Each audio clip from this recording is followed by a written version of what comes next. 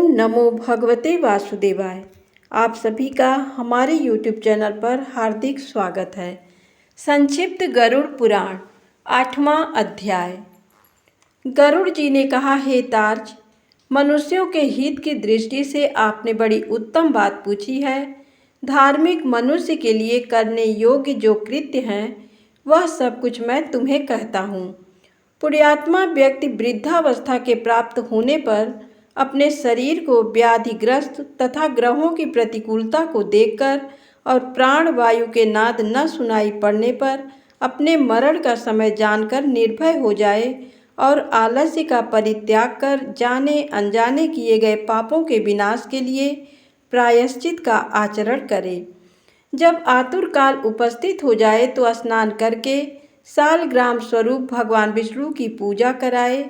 गंध, पुष्प, कुमकुम, तुलसी दल, धूप, दीप तथा बहुत से मोदक आदि नैवेद्यों को समर्पित करके भगवान की अर्चा करे और विप्रों को दक्षिणा देकर नैवेद्य का ही भोजन कराए तथा अष्टाक्षर ओम नमो नारायणाय अथवा द्वादशाक्षर ओम नमो भगवते वासुदेवाय मंत्र का जप करे। भगवान विष्णु और शिव के नाम का स्मरण करे और सुने। भगवान का नाम कानों से सुनाई पड़ने पर वह मनुष्य के पाप को नष्ट करता है। रोगी के समीप आकर बांधवों को शोक नहीं करना चाहिए, प्रत्युत मेरे पवित्र नाम का बार बार स्मरण करना चाहिए।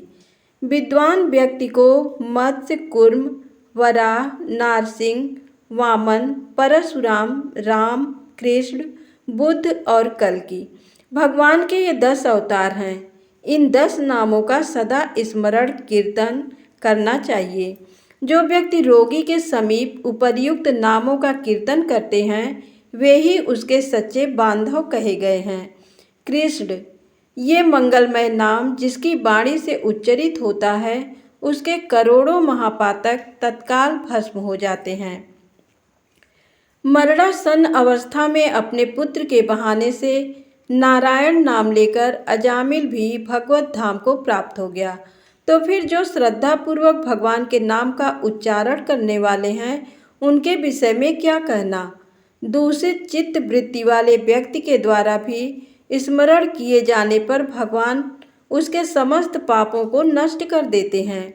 जैसे अनिच्छा पूर्वक भी स्पर्श करने पर अग्नि जलाता ही है। हे द्विज, वासना के सहित पापों का समूल विनाश करने की जितनी शक्ति भगवान नाम में है, पातकी मनुष्य उतना पाप करने में समर्थ ही नहीं है। यमदेव अपने किंकरों से कहते हैं, हे दूतों, हमारे पास नास्तिक जनों को ले आया करो। भगवान के नाम का स्मरण करने वाले मनुष्यों को मेरे पास मत लाया करो, क्योंकि मैं स्वयं अच्युत, केशव, राम, नारायण, कृष्ण, दामोदर, वासुदेव, हरि, श्रीधर, माधव, गोपिका वल्लभ, जानकी नायक, रामचंद्र का भजन करता हूँ।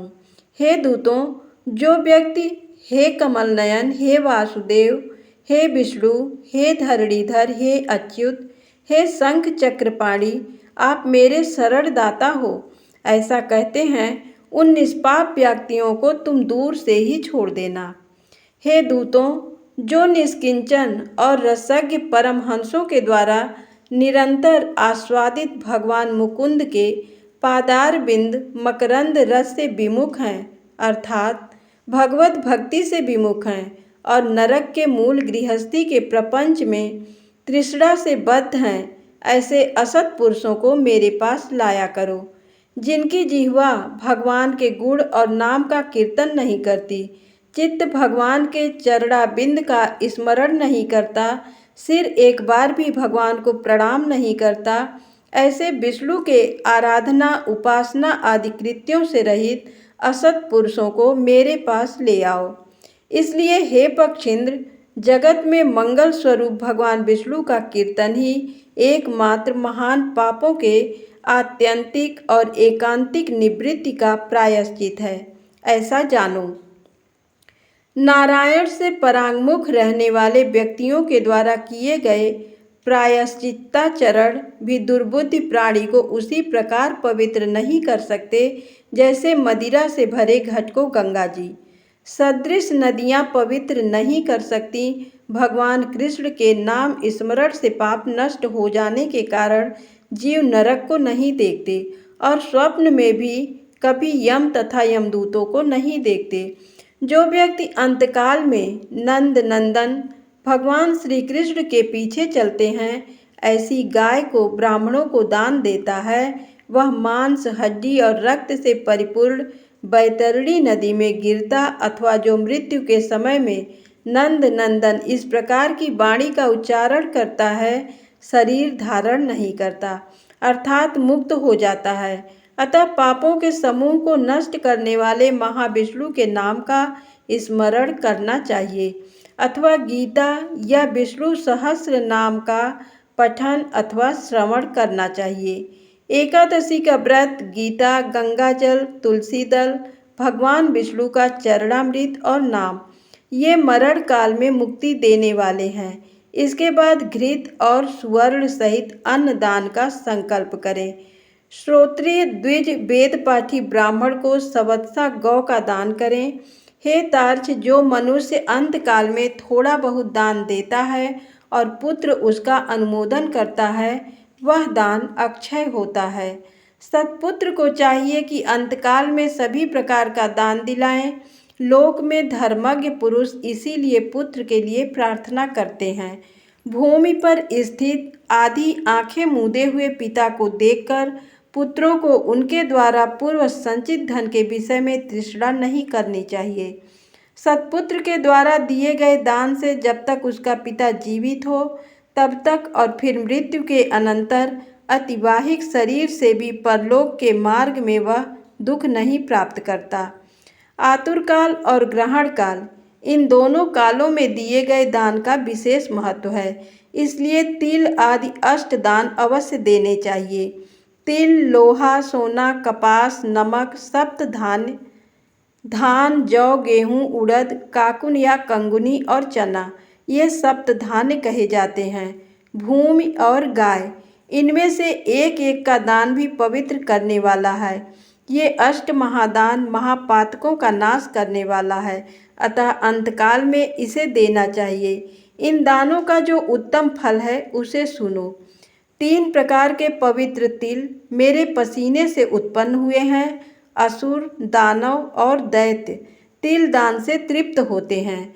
श्वेत, कृष्ण तथा कपिल भूरे वर्ण के तिल का दान वाणी, मन और शरीर के द्वारा किए गए त्रिविध पापों को नष्ट कर देता है।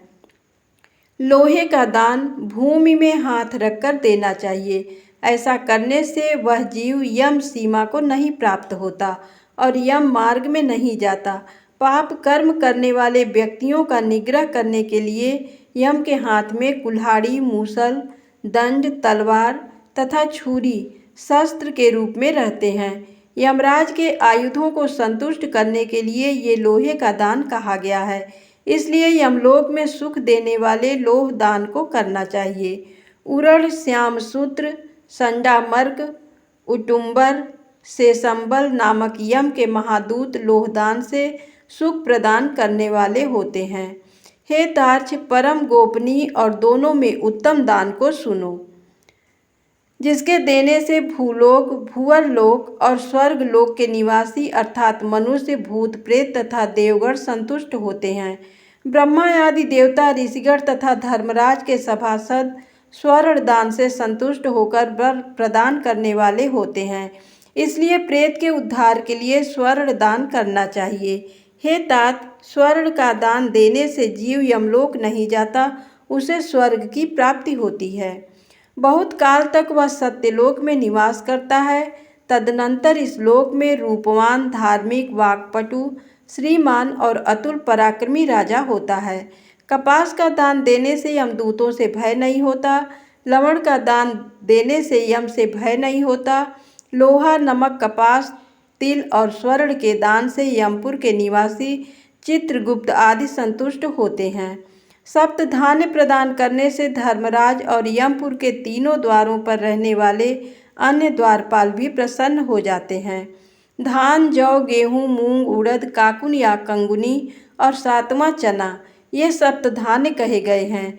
जो व्यक्ति गोचर्म मात्र 100 गायें और 1 बैल जितनी भूमि पर स्वतंत्र रूप से रह सकें, विचरण कर सकें, उतनी विस्तार वाली भूमि गोचर्म कहलाती है। इसका दान समस्त पापों का नाश करने वाला है। भूमि विधान पूर्वक सत्पात्र को देता है, वह ब्रह्म हत्या के पाप से मुक्त होकर पवित्र हो जाता है।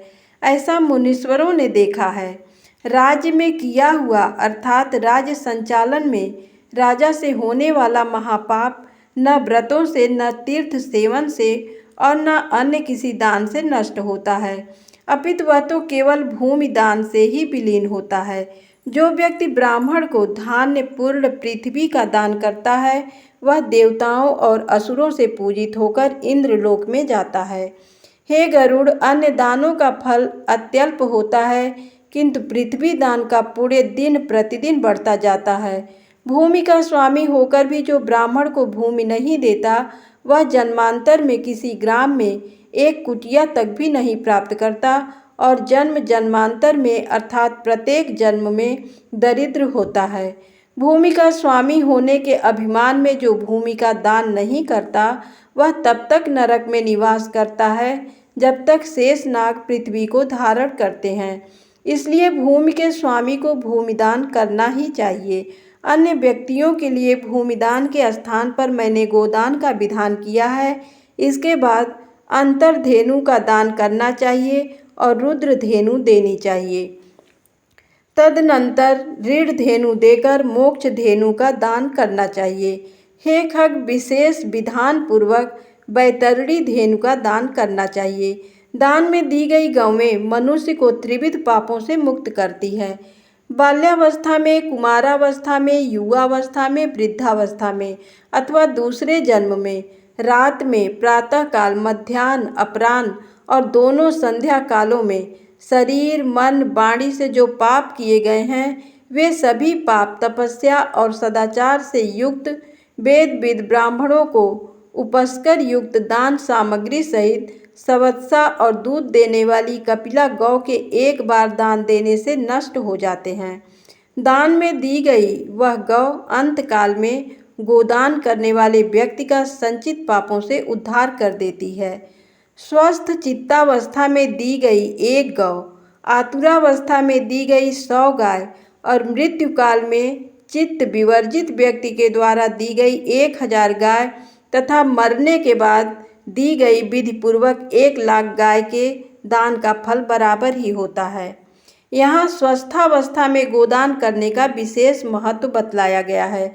तीर्थ में सत्पात्र को दी गई एक गाय का दान 1 लक्ष गोदान के तुल्य होता है। सत्पात्र में दिया गया दान लक्ष गुना होता है। उस दान से दाता को अनंत फल प्राप्त होता है और दान लेने वाले पात्र को प्रतिग्रह दान लेने का दोष नहीं लगता। स्वाध्याय और होम करने वाला तथा दूसरे के द्वारा पकाए गए अन्न को न खाने वाला अर्थात स्वयं पाकी ब्राह्मण रत्न पूर्ण पृथ्वी का दान लेकर भी प्रतिग्रह दोष से लिप्त नहीं होता। विष और शीत को नष्ट करने वाले मंत्र और आग भी क्या दोष के भागी होते हैं। अपात्र को दी गई वह गाय दाता को नरक में ले जाती है और अपात्र प्रतिगृहीता को 101 पीढ़ी के पुरुषों के सहित नरक में गिराती है।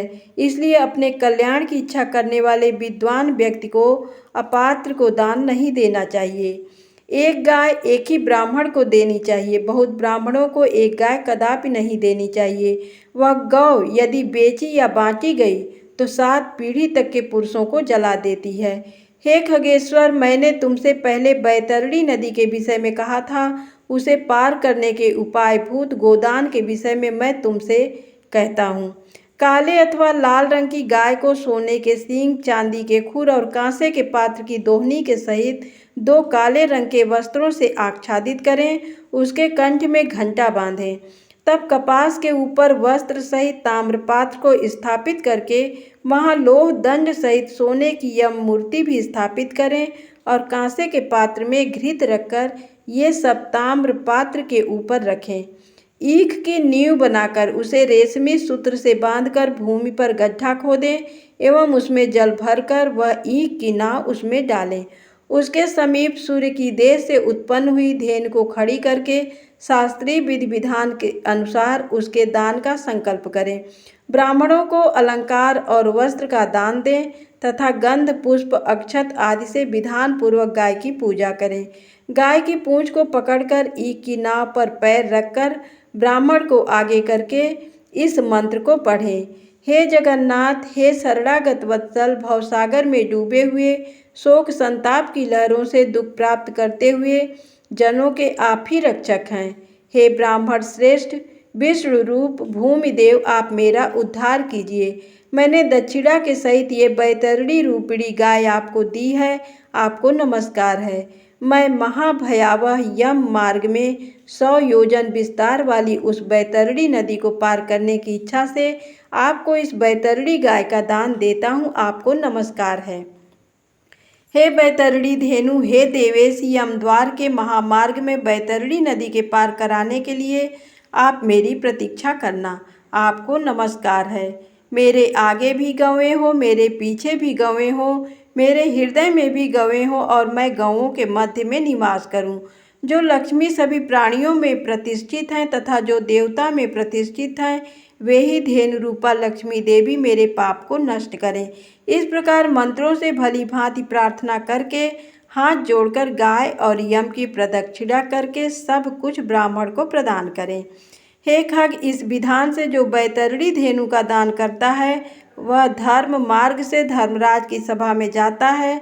शरीर की स्वस्थावस्था में ही बैतरणी विषयक व्रत का आचरण कर लेना चाहिए और बैतरणी पार करने की इच्छा से विद्वान को बैतरणी गाय का दान करना चाहिए। हे खग, बैतरणी गाय का दान करने से महामार्ग में वह नदी नहीं आती, इसलिए सर्वदा पुण्य काल में गोदान करना चाहिए।